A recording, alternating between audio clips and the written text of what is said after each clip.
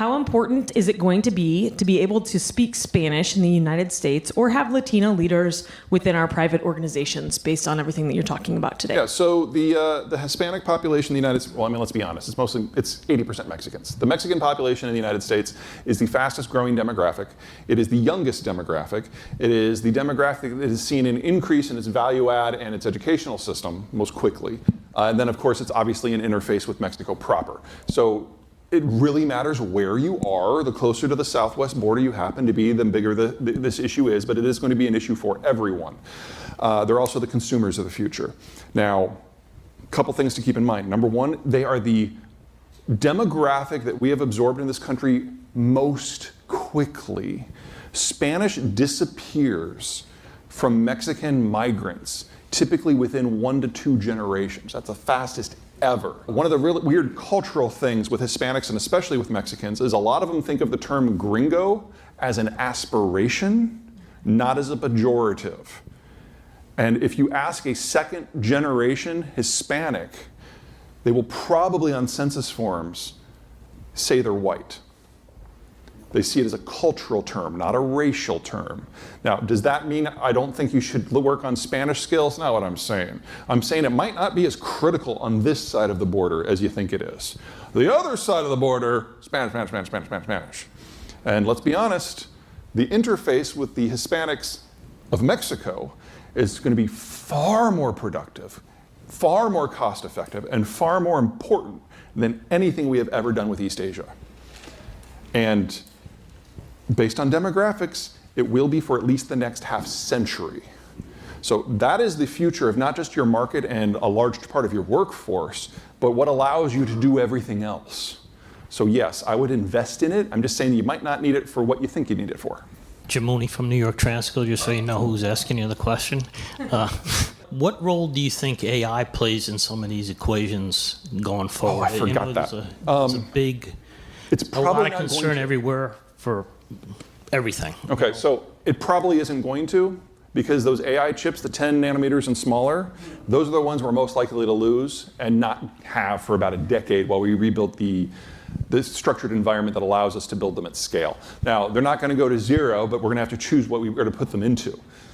Do we put them to EVs? Do we put into power management systems where, there's one of those chips is in every smart meter for a house that also has solar panels. So that, in theory, is a bigger market than what we do for iPhones. Or do we put them in electric vehicles? Or do we put them in server farms? Because we're not going to have enough for all of that. We're going to have enough probably for one of those applications. And until we have that shortage, we haven't made up that decision. But the idea that we're going to be doing this at scale and have massive server farms with millions of these chips, that can't happen. With ChatGPT, we're seeing that this technology has probably now passed the operational stage. So all we need are the chips. The question is, how long is it going to take us to rebuild that pipeline? And I would say 8 to 12 years. Daniel Sierra, Burns and McDonnell. Sorry, over here. My apologies. Thanks. So I guess you're talking about the Mexican market and the labor there. What happens after we use all that up, I guess, per se? What's the next country that you see coming down the road? All of this is very inflationary because we're trying to do a lot with limited supply of capital and labor. If we do succeed in building the infrastructure down into central Mexico and the industrial plant does take form the way that the market seems like it's going to push for, it's going to be the same thing we did here. When we gobbled up all available labor in roughly 1990, just kind of put a stake in the ground, we found out we had to go up market. And we had to get better at using capital and labor more effectively, and that's when we saw our productivity skyrocket. I would expect that we would have a secondary issue like that in the United States, and then Mexico will go through a 1990s style boom as they are forced to move up the value-added scale. Now, Mexico over the last 30 years has moved up the value-added scale at a faster rate than any country ever before. They're on average, I'd say, twice as productive as the average Chinese, and their compensation is less than half as much. So they're already skewing towards being amazing. This will just speed it up, but it will be inflationary. Brandon Young Management. Question for you is around technical education. Okay. Where are you seeing the trends going, or will we run out of the younger generation wanting to go into more technical related roles like engineering, power, utility. Yeah. Talk about that and when that's going to end. It's not going to end in the next 15 years. Two things. Number one, the type of work we're probably going to see have the most price pressure is machine shops. It's a skill set that expands pretty quickly, but on small scale. And we're going to have to do a lot of the manufacturing and the maintenance for things that you would normally just buy an entirely new component relatively close to your headquarters, because it's going to have to be a patch job. We're not going to have the production that's necessary. Second, you're probably all going to have to establish training programs, not in high schools, but in elementary schools, to build your own inflow for these jobs. Because in an environment of very strict and increasing labor shortages, whoever gets their hooks into the kids first is likely to be the ones who then get the labor when it's time. And the time to start on that was yesterday. Because we have to wait for the millennials' kids to enter the market. That's 2045. And so you're all fighting for a small pool of antisocial children. Hi, Nelson Goes, IEC Engineering Construction. So you seem like you're bearish on China, right? That's a word you could use, yeah. So, and to borrow your phrase, you said, Russia is buying time by their current, War. Yeah, war. Yeah. How do you view that kind of thought process applying to China as, if Taiwan is a $14 trillion semiconductor market, and you're saying they don't have enough adults in 5, 10, 15, 20 years. So how do you see that playing out and them making a move towards Taiwan in the next, 5, 10 years? So because of the information vacuum in China now, it's impossible to know whether or not there's going to be an attack, because Xi doesn't talk with anyone. There's no one's phone you can bug to find out what he's thinking.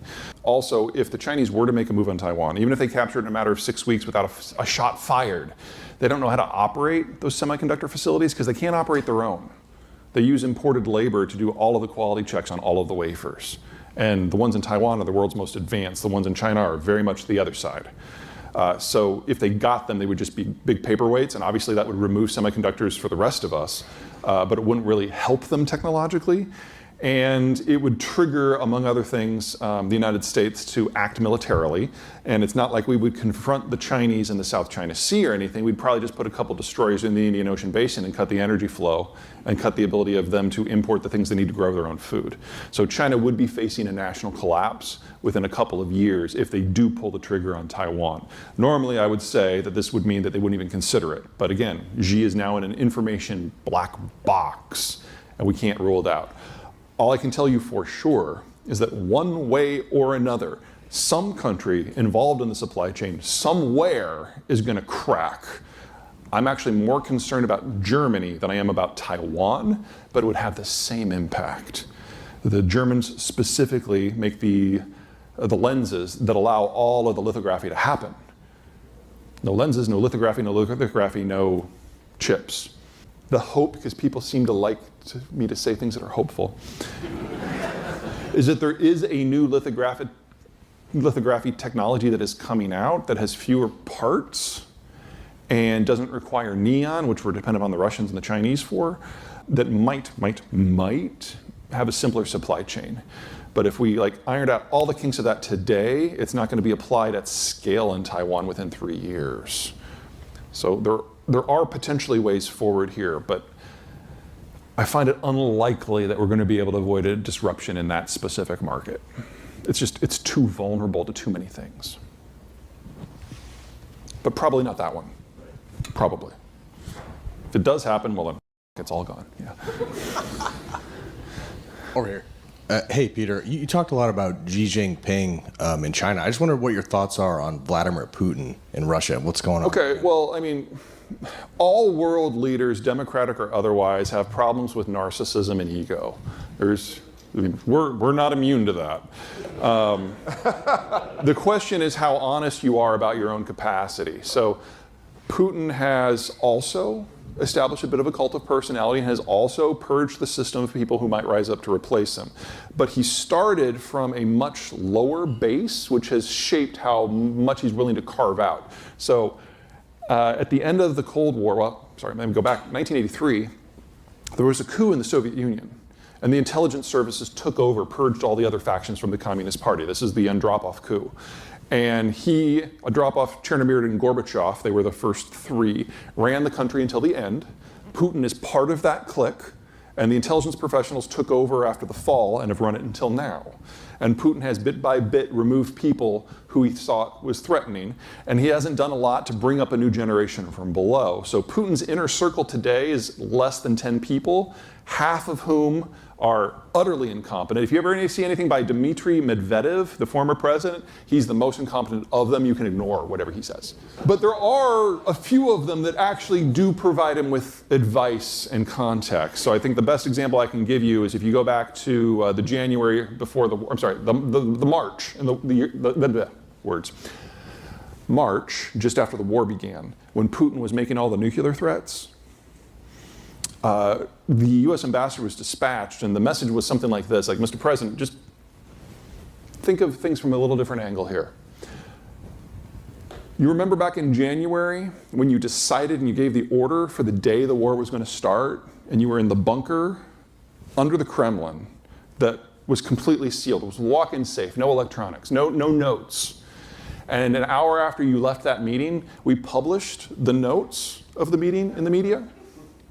That was our way of telling you that we know where your person is at any given moment.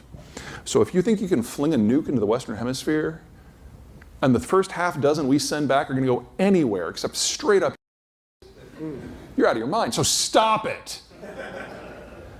The point is that Putin has meetings. He has people, he's discussed things, which means you can hack into the fax system and the email, you can tap the phones, there's ways to learn. And as bad as the demographic situation is in Russia, there's still a massive producer and exporter of food and energy, whereas China now has no inner circle, no communication, no way to find out anything, and are the world's largest importer of pretty much everything that keeps people alive. So in the worst case scenario for the Russians, they will still persist longer than in the best case scenario for the Chinese. China's almost over. The Russians have at least another decade and a half to 2 decades. But this is still probably the last generation of Russian leadership. So Peter, with the labor shortages you articulated and sort of this focus on ESG across the world, how do you reconcile the idea of, one, undocumented workers or forced labor really being something that folks want to purge out of their supply chain? Is that I'm not going to ask is it possible, but is it happy talk to say that, or can you really? No, I think it's reasonable. 2 things to keep in mind. Number 1, forced labor, different hemisphere. A lot of the stuff from that other hemisphere is going to stop anyway. And forced labor is going to be some of our least of our concerns when it comes to human rights issues. So I would expect those supply chains to wither for independent reasons. Second, business community, swing voters. One of the things that people missed about Governor DeSantis of Florida is that he hasn't gone to war with Disney. He's gone to war with the Florida business community.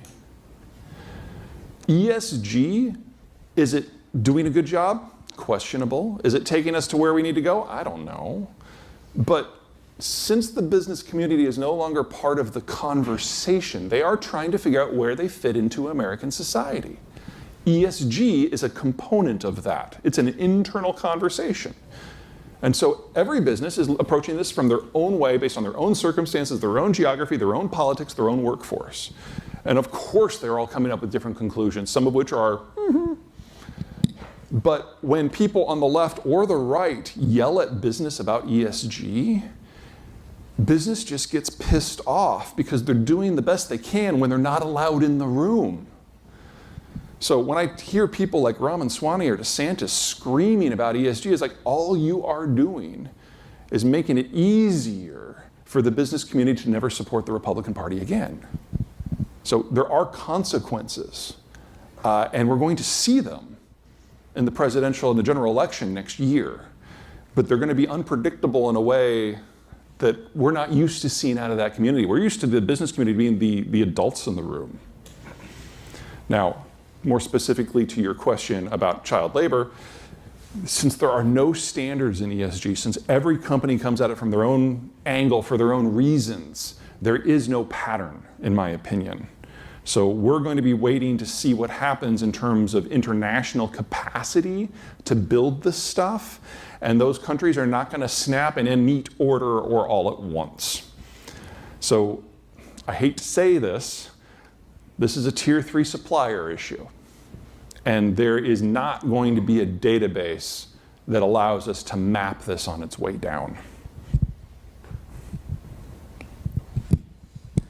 Hi, Andrea Hubianco from RWE. I have a question. Do you think IQ demographics plays a role into this global dynamic, and also some population attributes like flexibility, adaptability is That's all cultural stuff, and yes, it does. It's a lot harder to map out than just the sheer numbers, but there's certainly indications that different cultures are better or worse at doing different things at different stages of the production cycle. So for example, Americans are very good at brain work. We have the highest value-added designers in the world.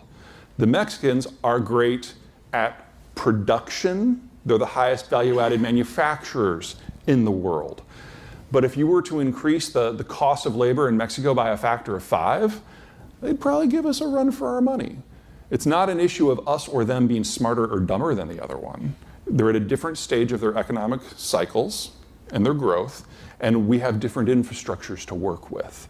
So I've never seen a study that looks at race from an IQ point of view that has ever held up. Every time I've ever seen it, they've kind of thrown it out. It's at best noise, but that doesn't mean we're all in the same place.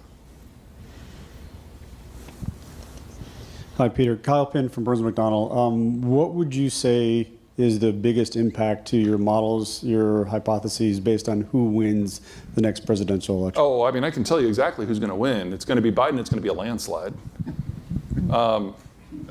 And we've known this for over a year. So one of the things about January 6th is it happened just after an election, so its effects haven't been fully felt in terms of who votes for who. But when we got to the midterms, despite expecting a red wave, we had a red burp in the House and a red loss in the Senate. And what we found out is that the independents in the United States had changed considerably. Couple things. Number one, Trump has basically told independents that the general election doesn't matter, which means that the independents don't matter, and because the general election is the only place that the independents have a voice. And so they reacted to that. In exit polling, something crazy, like 85% of independents said that they despised the White House's economic policies and felt that they hurt independents more than anyone else. And independents are fickle. They almost always switch sides every election. They get buyer's remorse. And in the time before, they had voted for Biden. And now they were clearly fed up with him, but almost all of them voted for Democrats anyway. There's a saying in the State Department in the Middle East that we support one person, one vote, but not just one time. And if the independents were going to show up in numbers to vote against their own personal economic best interests in order to make sure they could vote again in an off year, you can bet they're going to do so in the general. Trump will probably carry no more than 12 states. And then the Republican Party is going to have to decide what to do with that. And the people who are, oh no, I broke it. The people who are here, the rhinos, are going to have to decide if they want to try to wait it out, which hasn't worked yet, or move on. And we'll know within 2 years. All right, I think we're going to do one more question. Okay. Good afternoon, Steve Thornhill with Burns McDonnell. I guess you keep talking about China's going to collapse, Germany's going to collapse. What does that look like? Is that anarchy? Is that revolution? Well, let's start with the Germans because that's probably simpler. Assuming for the moment that there's not a general European war, it will be a very organized decline because they're German. And we will see individual sectors that the Germans are no longer competitive fall off one after another. That's already happened in chemicals. It's already happened in processing. I'd say the next really big one will probably be automotive. Automotive requires customers. And in Europe, that was tapped out a long time ago. And in China, it's been tapped out now for 5 years. And if they relocate their supply chains to North America like the Japanese have, that means German workers aren't doing it anymore. So they're going to probably, things like transformers will probably be some of the last things that they do at scale. And they just fade away, unless there's a security crisis, in which case, God knows. China's collapsed over 20 times in its history. And every time it's gone down, they've lost at least a quarter of their population. Just playing the odds because there's enough of a data set that you can do that with Chinese collapses, you get a civilizational break that kills over half the population because they're so dependent on energy and foodstuffs and food production inputs now. The North probably gets the worst of that. That's where about 2/3 of the population lives. And it'll probably fall into kind of a neo-Maoist tyranny. And remember that Xi has purged everyone who's capable. So there's no backup governments, even at the local level, waiting in the wings, which probably means warlords. Again, Chinese history suggests that. And then the southern cities, from Shanghai to Hong Kong, they don't back up to a hinterland. They're kind of divorced from the rest of the Chinese system, always have been. And I would expect them to integrate with foreign powers in order to get food and energy. They'll trade their labor and their infrastructure to participate in someone else's supply chain. Historically speaking, that's usually how it's gone. These cities have gotten the majority of their calories from foreign partners for most of the last 1,600 years. The communist period is a real aberration in terms of actually being united with the Chinese whole. That's probably how it goes down. But again, this has happened over 20 times. There's a lot of potential paths. That's not the worst one. Awesome. Let's give Peter a round of applause. Thank you so much.